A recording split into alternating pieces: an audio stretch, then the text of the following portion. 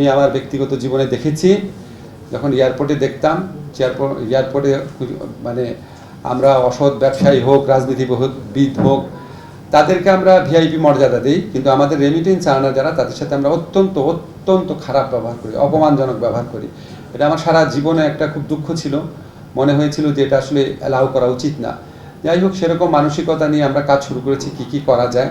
তো প্রথমে আপনাদের বলে রাখি, আমরা প্রবাসী যারা কর্মী আছে তাদের কল্যাণের জন্য কি করেছি। প্রথম আমরা যে কাজটা করেছি সেটা হচ্ছে, আপনারা জানেন এখানে একটা প্রবাসী কল্যাণ ব্যাংক আছে, এই ব্যাংক থেকে ঋণ দেওয়া হয়। তো আমরা এখন এমন একটা ব্যবস্থা করেছি, এই ব্যাংকে এখন সরাসরি রেমিটেন্স পাঠানো যাবে। এই ব্যাংক থেকে যারা ঋণ নিতেন তারা আগে রেমিটেন্স পাঠাতে পারতেন না, এখন রেমিটেন্স পাঠাতে পারবেন। রেমিটেন্স পাঠানোর মাধ্যমে সরাসরি তাদের ঋণ পরিশোধ করতে পারবেন। এই ব্যবস্থাটা সম্ভব হয়েছে। এখানে সিটি ব্যাংক নামে একটা বেসরকারি ব্যাংক আছে, তারা আমাদেরকে অনেক হেল্প করেছে। তাদের সাথে একটা মেমোরেন্ডাম কোঅপারেশন করেছি, সেটার আলোকে মোট কথা হচ্ছে, আগে প্রবাসী কল্যাণ ব্যাংক থেকে যারা লোন নিতেন তারা এখানে রেমিটেন্স পাঠাতে পারতেন না, প্রবাসী কল্যাণ ব্যাংক পাঠাতে পারতেন না, ওইখান থেকে ঋণটা শোধও করতে পারতেন না। এখন তারা সরাসরি কাজটা করতে পারবেন। এটাতে ওনাদের ভোগান্তি কমবে এবং রেমিটেন্সের প্রবাহ বাড়বে বলে আমরা বিশ্বাস করি। আমরা প্রবাসী কল্যাণ ব্যাংকের পাশাপাশি অন্য আরও 12টি বাণিজ্যিক ব্যাংক, দেশের বৃহৎ 12টি বাণিজ্যিক ব্যাংকের সাথে আলাপ করেছি। আমরা বলেছি শুধু প্রবাসী কল্যাণ ব্যাংক কেন, আপনারাও প্রবাসীদেরকে ঋণ দেন। এখন প্রবাসীদের ঋণের অনেক বেশি প্রয়োজন আছে। তো ওনারা আমাদের সাথে এগ্রি করেছেন, ওনারা রাজি হয়েছেন, কিন্তু এটার জন্য একটা ক্রেডিট গ্যারান্টি লাগবে। এটা বাংলাদেশ ব্যাংকের সাথে আমাদের যে সচিব মহোদয় আছে উনি কথা বলেছেন, বাংলাদেশ ব্যাংকের গভর্নর আছেন, উনি অত্যন্ত হেল্পফুল। উনি আমাদেরকে সাথে যেভাবে কথা বলেছেন, আমরা আশা করছি এই ক্রেডিট গ্যারান্টিটা অচিরেই হয়ে যাবে। আমাদের কাছে মনে হয়েছে উনি পজিটিভ। এই ক্রেডিট গ্যারান্টিটা হলে এই 12টা যে বাণিজ্যিক ব্যাংক আছে তারাও প্রবাসীদেরকে ঋণ দিতে পারবে, যেটা আগে কখনো ছিল না।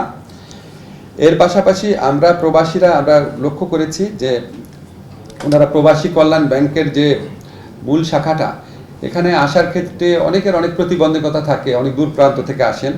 এই জন্য আমরা যে সমস্ত এলাকায় আপনার সোনালী ব্যাংক এবং অগ্রণী ব্যাংক রয়েছে, ওই সমস্ত জায়গাতে প্রবাসী কল্যাণ ব্যাংকের বুথ স্থাপনের জন্য, অর্থাৎ আরও কোনো টাকা খরচ না করে বা ম্যান পাওয়ার খরচ না করে, আমরা অগ্রণী ব্যাংক এবং সোনালী ব্যাংক ওনাদেরকে প্রস্তাব দিয়েছি যে ওনাদের কিছু রিমোট জায়গা থেকে যেসব প্রবাসীরা আসেন এবং প্রবাসী অধ্যুষিত এলাকা থেকে যারা আসেন, সেখানে যেন আমরা প্রবাসী ব্যাংকের বুথ খুলতে পারি। আমাদের প্রস্তাব দেওয়া হয়েছে এবং আমরা খুবই আশাবাদী এটাও হয়ে যাবে। আর সবচেয়ে ইম্পর্টেন্ট যে জিনিসটা, আপনারা জানেন প্রবাসী শ্রমিক যারা আছেন, কর্মী যারা আছেন, তারা প্রবাসের নানা ধরনের ভোগান্তির শিকার হন এবং সেখানে আমাদের দূতাবাসগুলো ঠিকমতো দায়িত্ব পালন করেন না, এই ধরনের অভিযোগ রয়েছে। আমাদের শ্রম কল্যাণ উইং রয়েছে, তারপরেও তারা ঠিকমতো কাজ করে না, এই ধরনের প্রচুর অভিযোগ, আপনারা সবাই এটা জানেন। তো আমরা সেটা খুব শক্তভাবে দেখার চেষ্টা করেছি। আমরা এই দূতাবাস সময়ে এই শ্রম কল্যাণ উইংকে আমরা ফর্ম ছাপিয়ে পাঠিয়ে দিচ্ছি যে এখন থেকে তাদের ওখানে কতগুলা কমপ্লেইন আসলো, কে কমপ্লেইন করলো, কমপ্লেইন যে করেছে ওনার ফোন নাম্বার কি, নাম কি, এবং ওই কমপ্লেইনের ব্যাপারে উনি কী ব্যবস্থা নিয়েছেন, এটা আমাদেরকে নিয়মিতভাবে রিপোর্ট করবেন। এবং এখান থেকে আমরা সরাসরি ওইখানে যে উল্লেখিত অভিযোগকারীর নাম এবং ফোন নাম্বার থাকবে, সবগুলো তো চেক করতে পারবো না, সেগুলো আমরা দৈব চয়ন ভিত্তিতে চেক করে দেখব যে ওনারা সত্যি ফাংশন করছেন নাকি। এবং আমি আপনাদের মাধ্যমে এই বার্তা দিতে চাই, যদি আমাদের প্রবাসী কল্যাণ উইংয়ে কেউ ঠিকমতো দায়িত্ব পালন না করে, একদম আমাদের প্রবাসী ভাইদের জন্য সেবামূলক কল্যাণমূলক সেবকের মতো ভূমিকা না নিয়ে কাজ করেন, দরকার হলে আমরা সেখানে পরিবর্তন আনবো। এই ব্যাপারে আমরা কোনো রকম ছাড় দিব না। আমরা রেমিটেন্সের প্রবাহ বৃদ্ধির জন্য আরও কিছু ব্যবস্থা গ্রহণ করছি। আপনারা জানেন, একটা আমি বলেছি যে প্রবাসী কল্যাণ ব্যাংকে সরাসরি রেমিটেন্স পাঠাতে পারবে। এছাড়া আমরা আপনারা জানেন ওইখান থেকে যে আপনার মানি এক্সচেঞ্জ হাউসগুলা, সেটার মাধ্যমে আমাদের প্রবাসীরা রেমিটেন্সটা পাঠান। তো আমরা এই 12টা ব্যাংকের সাথে আলাপ করেছি যে মানি এক্সচেঞ্জ হাউসগুলোতে রেমিটেন্স পাঠানোর জন্য তারা যে টাকাটা দেয়, ধরেন 1500 টাকা হোক, 2000 টাকা হোক, ডিপেন্ড করে কত টাকা পাঠাচ্ছেন ওটার উপর, সেই টাকাটা এই দেশে যেই ব্যাংকের ওনারা পাঠাবেন সেই ব্যাংক ওই টাকাটা পরিশোধ করে দিবে। অর্থাৎ রেমিটেন্স পাঠানোর জন্য বিদেশে যে টাকাটা ওনাদেরকে পে করতে হচ্ছে, ওটা এই দেশে যেই ব্যাংকে আসবে সেই ব্যাংক পরিশোধ করে দিবে। তো এইটা পুরাপুরি পালিত হবে নাকি শুধুমাত্র এই ব্যাপারে আমরা কনফার্ম না। আমরা বাংলাদেশ ব্যাংকের ম্যানেজারের সাথে আলাপ করেছি, উনি বলেছেন যথাসাধ্য চেষ্টা করবেন, কিন্তু আমরা আশা করব আমরা ওনাকে একটা পর্যায়ে উনি সব কিছু বিবেচনা করে সিদ্ধান্ত নেবেন এবং এটা হলে আমরা মনে করি রেমিটেন্স প্রবাহ আরও বৃদ্ধি পাবে সরাসরি রেমিটেন্স পাঠাতে এবং হুন্ডির মাধ্যমে না পাঠাতে আমাদের যারা প্রবাসী কর্মীরা আছে ওনারা আরও অনেক বেশি অনুপ্রাণিত বোধ করবেন।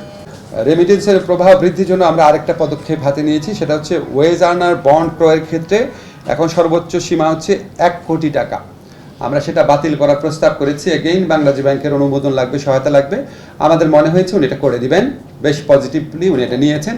আর কোনো ক্রয় সীমা থাকবে না, ওয়েজ আর্নার বন্ডের মাধ্যমে অনেক বেশি রেমিটেন্স পাঠানো যাবে। বৈদেশিক কর্মসংস্থান বৃদ্ধি অনেক বড় একটা চ্যালেঞ্জ, আপনারা খুব ভালো করে জানেন। আমরা এক্ষেত্রে খুব সাফল্য অর্জন করতে পারি নাই, বাট কিছু কিছু ক্ষেত্রে সাফল্য হয়েছে। সৌদি আরবেতে 200 জন নার্স পুরুষ ও মহিলা প্রেরণের জন্য MOU স্বাক্ষরিত হয়েছে। ইটালির অর্থ মন্ত্রণালয় একটি প্রকল্পের আওতায় 250 জন দক্ষ কর্মী পাঠানোর ব্যবস্থা হচ্ছে। জাপানে একটা প্রতিষ্ঠানকে লেটার অফ ইন্টেন্ট দেওয়া হয়েছে। আমরা দাবি করছি না এগুলি খুব উল্লেখযোগ্য অগ্রগতি, বাট শুধু বলছি যে এই ক্ষেত্রে আমাদের কার্যক্রম অব্যাহত রয়েছে। আর আরেকটা জিনিস আপনাদের বলি, আমাদের এখানে প্রবাসী কর্মীদের বিদেশে পাঠানোর ব্যাপারে অনেক ভোগান্তি হয়, অনেক টাইম লাগে। এটাও একটা চিরাচরিত কমপ্লেন। তো আমরা ইনভেস্টিগেট করে দেখলাম যে এখানে প্রবাসীরা বিদেশে যেতে চাইলে 3টা স্তরে অনুমোদন লাগতো। একটা হচ্ছে কনসার্ন দূতাবাসের, ধরুন সৌদি আরবে পাঠাতে হলে সৌদি আরবে দূতাবাসের, তারপর হচ্ছে মন্ত্রণালয়ের, তারপর হচ্ছে BMETর প্রশিক্ষণ ব্যুরো। তো আমরা এখন থেকে মন্ত্রণালয় আর কোনো ভূমিকাই পালন করবে না, এখন থেকে 2টা জায়গায় অনুমোদন নিতে হবে।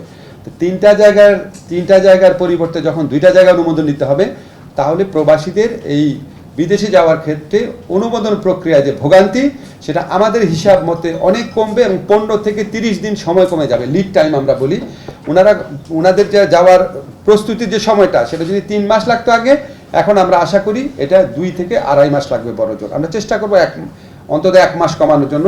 বাট আপনাদেরকে কনফার্ম করছি, মন্ত্রণালয়ের অনুমোদনের প্রক্রিয়া আর থাকবে না, এটা আমরা প্রয়োজনীয় আইন সংস্কার করে ফেলেছি।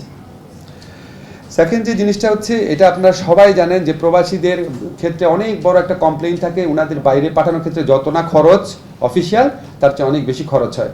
এবং এই জন্য এজেন্ট, সাব এজেন্ট, এজেন্টের এজেন্ট, সাব এজেন্ট, অনেক স্তরে দালালদের দৌরাত্মের কথা আপনারা শুনেছেন। তো আমরা এটাকে মিনিমাইজ করার জন্য আমরা একটা প্রক্রিয়া ভেবেছি। আমরা এখন থেকে এজেন্ট, সাব এজেন্ট যারা আছেন, সাব এজেন্ট বিশেষ করে, এজেন্টরা তো আমাদের এখানে নিবন্ধিতই, সাব এজেন্ট যারা আছেন, ভদ্র ভাষায় সাব এজেন্ট বললাম, মানে যাদেরকে আপনারা অনেক সময় দালাল বলেন, বাট তাদের মধ্যে ভালো লোকও আছেন, খারাপ লোকও আছেন। আমরা ওনাদেরকে রেজিস্ট্রেশন করে দিব। রেজিস্ট্রেশন করে দিলে ওনারা একটা জবাবদিহিতার প্রক্রিয়ার মধ্যে থাকবেন। এবং আমরা আশা করব, আজকে বাইরের নেতৃবৃন্দ আছেন, ওনাদেরকে বোঝানোর চেষ্টা করব। ওনারা যদি আমাদের সাথে সহযোগিতা করেন, ইনশাআল্লাহ আমরা এই সাব এজেন্টদের দৌরাত্ম্য অনেকাংশে কমাতে পারবো। এই দৌরাত্ম্য কমানো গেলে বিদেশে যাওয়ার যে অহেতুক যে অতিরিক্ত টাকা দিতে হয়, সেটা কিছুটা হলেও কমবে, আশা করি অনেকাংশে করবে। এবং আমি আশা করি বাইরের নেতৃবৃন্দ আছেন, ওনারা সহযোগিতা করবেন, এটা আমরা করতে পারবো। আরেকটা জিনিস আমরা করার চিন্তা করছি এবং এটা অবশ্যই করব, রিক্রুটিং এজেন্টদেরকে এখন আমরা সার্টিফিকেশন করব। ওনাদের পারফরমেন্সের ভিত্তিতে, ওনাদের অভিজ্ঞতার ভিত্তিতে, ওনাদের পাস্ট রেকর্ডের ভিত্তিতে আমরা ওনাদেরকে ক্যাটাগরাইজ করব। যে ক্যাটাগরি A রিক্রুটিং এজেন্ট হচ্ছে এটা, ক্যাটাগরি B হচ্ছে এটা, ক্যাটাগরি C হচ্ছে এটা। সো এটা করলে ওনাদের মধ্যে পারস্পরিক প্রতিযোগিতা বৃদ্ধি পাবে, গুড প্র্যাকটিস বৃদ্ধি পাবে, এবং যারা ভোক্তা পর্যায়ে আছেন, অর্থাৎ প্রবাসী কর্মী হিসেবে যারা যেতে চান, তারাও একটা নির্দেশনা পাবেন যে না, এই রিক্রুটিং এজেন্টের বিরুদ্ধে কমপ্লেন কম, এদের পারফরমেন্স ভালো। আমরা আশা করি এটা করার মাধ্যমে অভিবাসন প্রক্রিয়ায় পলিসি ইন্টারভেনশন করা যাবে, ভোগান্তি অনেক কমবে। আরেকটা জিনিস আপনাদের বলে রাখি, আপনারা অনেকেই প্রশ্ন করবেন হয়তো মালয়েশিয়ার ব্যাপার নিয়ে। আমাদের প্রধান উপদেষ্টা নোবেল বিজয়ী ডক্টর মোহাম্মদ ইউনূস যখন শপথ গ্রহণ করেছেন, তার 3-4 দিনের মাথায় হঠাৎ স্যার উঠে গেলেন কথা বলতে বলতে। তো স্যার এসে বললেন যে ওনাকে মালয়েশিয়ার প্রধানমন্ত্রী ফোন করেছেন, প্রেসিডেন্ট ফোন করেছেন, আনোয়ার ইব্রাহিম, প্রধানমন্ত্রী আনোয়ার ইব্রাহিম ফোন করেছেন আর কি। তো আমি বললাম, স্যার আপনার সাথে কীরকম সম্পর্ক? বললো, আমার সাথে খুবই ভালো সম্পর্ক, আমার খুব পুরনো বন্ধু। তো আমি সাথে সাথে বললাম, স্যার তাহলে আমরা কি মালয়েশিয়ার কর্মী পাঠানোর ব্যাপারে আপনার কোনো সাহায্য পাবো নাকি? বলে, যা লাগে আমাকে করতে বলো, আমি করবো এটা। সো আমরা তো অনির্দিষ্ট কথা বলে লাভ নাই, আমরা মার্কেটটা ইনভেস্টিগেট করছি মালয়েশিয়ার ব্যাপারে। আমরা অবশ্যই স্যারের সহযোগিতা পাবো। আপনারা জানেন ওনার ব্যক্তিগত হস্তক্ষেপের মাধ্যমে আমাদের আরও UAE থেকে 57 জন আমাদের শ্রমিক ফেরত আসছেন যারা কারাবন্দী ছিলেন। এটা খুব বড় একটা ঘটনা, আপনারা সবাই বুঝেন ওখানে মানে কত কঠিন ক্রিমিনাল জাস্টিস সিস্টেম, সেখানে স্যারের ইন্টারভেনশন এটা হয়েছে, যেখানে UAE আমিরের সাথে ওনার কোনো ব্যক্তিগত ঘনিষ্ঠতাই ছিল না। তো আমরা আশা করছি মালয়েশিয়ার অনেক জট খোলার ক্ষেত্রে আমরা ডক্টর ইউনূসের ইনফ্লুয়েন্স ইউজ করতে পারবো। এছাড়া আমি যখন এই মন্ত্রণালয়ের দায়িত্ব নিলাম, উনি আমাকে বলেছেন অন্য যে কোনো দেশে যাদের সাথে কথা বলে উনি কাজ হয় বলে মনে হয় ওনার, সেখানে উনি ফোন করবেন, করে দিবেন। তো আমরা আশা করি ওনাকে সরাসরি এখন আমি প্রস্তাব দিইনি, বিকজ আমাদের ফিল্ড লেভেল স্টাডিটা মোটামুটি করেছি আমরা, ওটার মাধ্যমে আগামী মাস দুয়েকের মধ্যে শ্রমবাজার সম্প্রসারণে বড় নিউজ আপনাদেরকে দিতে পারবো। এটা হচ্ছে আরেকটা জিনিস ছিল, সেটা হচ্ছে লাস্ট, এটা আপনাদের খুব আনন্দের সাথে জানাতে চাই, আমাদের যারা প্রবাসী শ্রমিক, যারা এই ছাত্র জনতার বৈষম্য বিরোধী আন্দোলনের সাথে সংহতি জানিয়ে নিজেদের জীবন এবং জীবিকাকে রিস্কের মুখে ফেলে ওনারা কতজন একটা হয়েছে 87 জন, ওনারা জীবন এবং জীবিকার ঝুঁকি নিয়ে ওখানে কারাবরণ করেছেন। আমরা ওনাদের এই স্যাক্রিফাইসটা সবাই মনে রেখেছি। আমি দেখেছি ওনারা যখন দেশে ফিরে আসার সিদ্ধান্ত হয়েছে, আপনারা সবাই, পত্রিকা যারা আছেন, সাধারণ মানুষ সবাই কী পরিমাণে উচ্ছ্বসিত হয়েছেন। আজকে আপনাদেরকে আরেকটা গুড নিউজ দিতে চাই, আমরা প্রবাসী কল্যাণ মন্ত্রণালয়ের পক্ষ থেকে ওনাদের পুনর্বাসনের ব্যবস্থা করব। আমাদের অলরেডি 87 জন, 87 জনের সাথে যারা ফিরে এসছেন, আপনারা জানেন 57 জন না, আরও অনেকেই বন্দী ছিলেন, অনেকেই ফিরে আসছেন। 87 জনকে আমরা এনলিস্ট করতে পেরেছি। আমরা ওনাদেরকে কর্মসংস্থানের ব্যবস্থা করব বাংলাদেশে। ওনাদের প্রতি এটা আমাদের দায় মনে করি বাংলাদেশের। আমরা প্রবাসী কল্যাণ ব্যাংকের প্রবাসী কল্যাণ যে স্কিম আছে বিভিন্ন আমাদের ওই মন্ত্রণালয়ের মাধ্যমে, আমাদের ব্যাংক আছে আমাদের একটা বোর্ড আছে, কল্যাণ বোর্ড আছে, আমাদের বিএমইটি আছে, যেখানে আমাদের মোট কথা আমাদের মন্ত্রণালয়ের মাধ্যমে তাদেরকে কর্মসংস্থান, মানে চাকরি হোক, ব্যবসার উদ্যোগ হোক, সেটার ব্যবস্থা করব।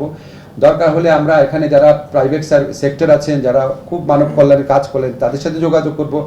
এমনও আমরা চিন্তা করেছি যে ওনাদেরকে আমরা একটা সিড মানি দিয়ে, আমাদের প্রবাসী কল্যাণ ব্যাংক থেকে যদি করার স্কোপ থাকে, আমরা ওনাদের উদ্যোক্তা হওয়ার যদি ওনাদের ইচ্ছা থাকে, সেখানেও আমরা ওনাদেরকে সহযোগিতা করব। যদি প্রয়োজন হয় আমরা এখানে যে আপনারা জানেন গ্রামীণের আওতায় গ্রামীণ ব্যাংকের যে ফরম্যাট রয়েছে, তাদের বিভিন্ন উদ্যোক্তা কর্মসূচি রয়েছে, দরকার হলে তাদের সাথে পার্টনারশিপে কাজ করব। মূল কথা হচ্ছে আমরা ওনাদেরকে বিকল্প কর্মসংস্থানের ব্যবস্থা করব। বয়েসেলের মাধ্যমে সম্ভব হলে বিদেশে পাঠানোর চেষ্টা করব, অন্য কোনো দেশে। একটা দেশে তারা যেতে পারে না, হয়তো অন্য দেশে পারবে।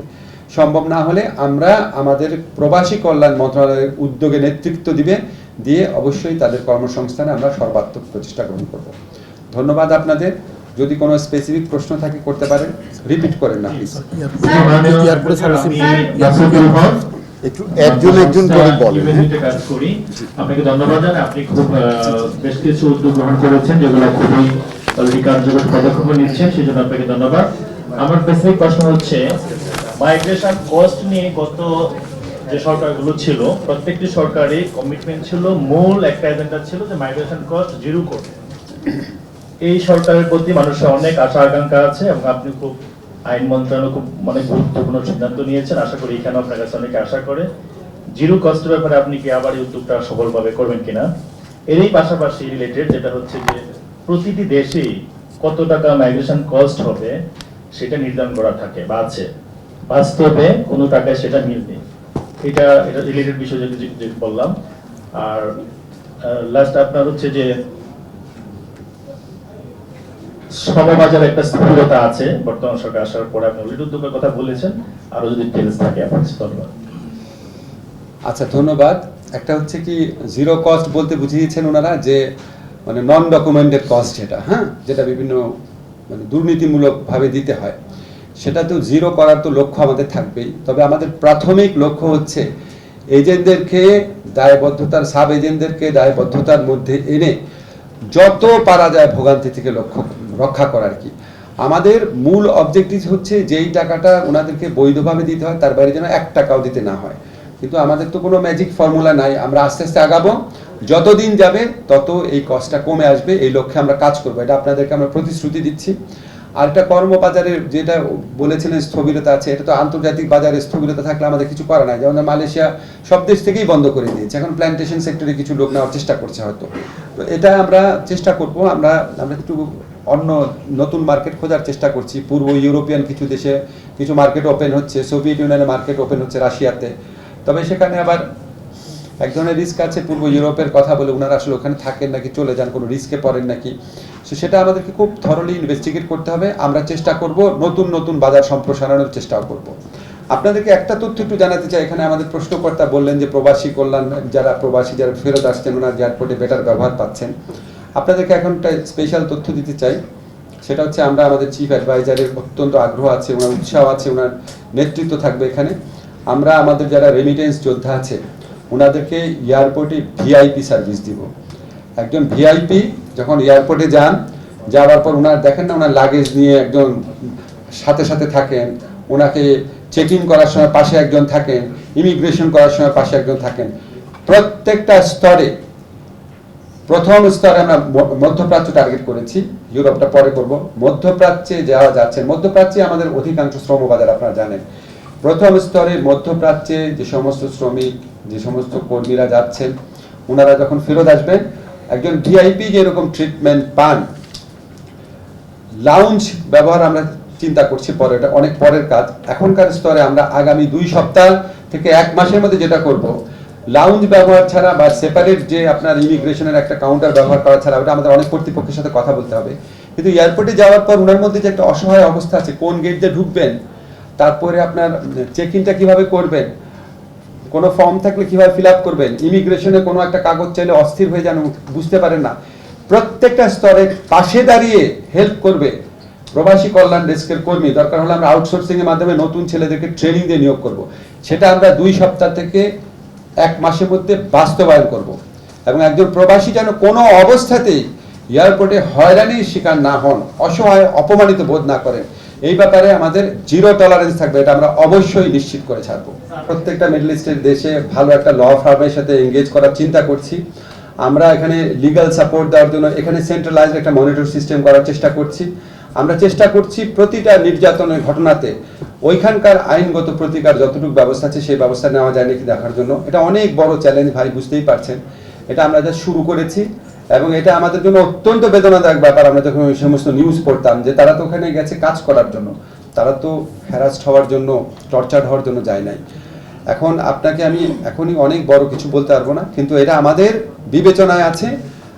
আমি যখন ওখানে যাওয়ার পরিকল্পনা আছে আগামী 1 থেকে 1.5 মাসের মধ্যে, সরাসরি কথা বলে সরাসরি সিচুয়েশন জানার চেষ্টা করব। আপনারা জানেন যে আমাকে যে কোনো কারণে হোক অনেক মানুষ চিনেন, আমি এমনি সৌদি আরবে যখন হজ করতে গিয়েছিলাম তখন আমি প্রচুর কমপ্লেন পেয়েছি। এবার আমি টার্গেট করেই যাব, ইনশাল্লাহ কথা বলবো, বাস্তব মাঠের পরিস্থিতি জেনে নিয়ে ওইখানকার আমাদের যে লেবার উইংগুলো আছে তাদের ক্যাপাবিলিটি কতটুকু, সমস্যা কতটুকু, এখানে ল ফার্ম যাদের সাথে কাজ করে তাদের কোয়ালিটি কীরকম, সব কিছু অ্যাসেস করার পরিকল্পনা আমাদের আছে। একটু টাইম লাগবে, কিন্তু আমরা অবশ্যই ব্যবস্থা নিব।